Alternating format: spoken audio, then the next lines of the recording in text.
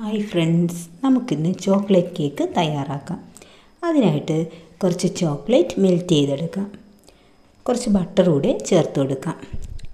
Chocolate മെൽറ്റായിട്ട് വന്നിട്ടുണ്ട്. ഇനി ഒരു മുട്ട, പിന്നെ കുറച്ച് പഞ്ചസാര, വാനില എസൻസ് ഇത്രയും ചേർത്ത് നന്നായി ബീറ്റ് ചെയ്തെടുക്കാം.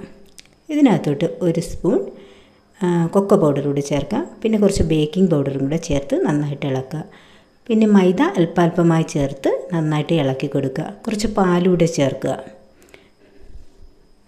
എന്നിട്ട് നന്നായി യോജിപ്പിച്ച ശേഷം നേരത്തെ മെൽറ്റ് ചെയ്ത് വെച്ചിരുന്ന ചോക്ലേറ്റ് കൂടെ ചേർത്ത് നന്നായിട്ട് ഇളക്കി ഒരു ട്രേയിലേക്ക് ബേക്കിംഗ് പേപ്പർ വെച്ചിട്ട് സൊല്യൂഷൻ ഒഴിച്ചെടുക്കുക. ഒന്ന് ടാപ്പ് ചെയ്ത് കൊടുക്കുക.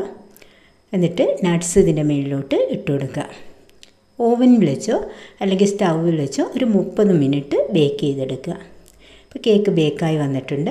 ഇനി നമുക്കത് പാത്രത്തിലേക്ക് മാറ്റാം. അപ്പോൾ കേക്ക് കട്ട് ചെയ്യാം. അപ്പോൾ എല്ലാവരും ചോക്ലേറ്റ് കേക്ക് തയ്യാറാക്കി നോക്കണേ. എൻ്റെ ചാനൽ സബ്സ്ക്രൈബ് ചെയ്ത് സപ്പോർട്ട് ചെയ്യാൻ മറക്കല്ലേ. Thanks for watching.